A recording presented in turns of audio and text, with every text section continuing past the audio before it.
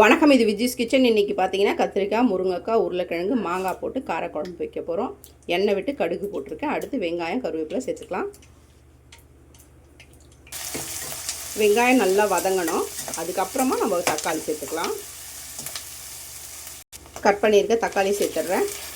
தேவையான அளவு உப்பையும் அதுலேயே சேர்த்துக்கலாம். இப்போ எல்லா காயும் சேர்த்துக்கலாம்.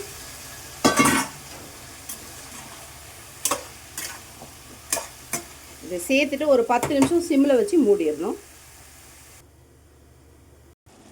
காய் இப்போ நல்லா வதங்கிட்டு நம்ம மிளகாத்தூள் சேர்த்துக்கலாம்.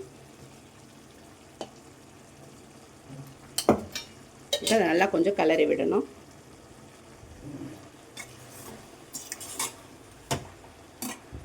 இப்போ தேவையான அளவு தண்ணி ஊற்றிக்கலாம். குழம்பு நல்லா தண்ணி சேர்த்து கொதிக்க விட்டாச்சு. இப்போ மாங்காய் போட்டு நல்லா ஒரு 2 கொதி வந்தோன்னா ஆஃப் பண்ணிடணும்.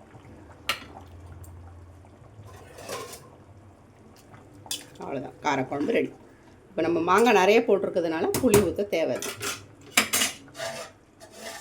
எங்கள் வீட்டில் முக்கால்வாசி புளி ஊற்றாமல் தான் நிறைய குழம்பு வைப்போம். மீன் குழம்பு கூட கொஞ்சமாக தான் புளி.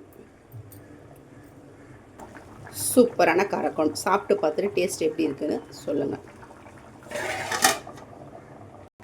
இன்றைக்கி காரக்குழம்பு, வெண்டைக்காய் பொரியல்,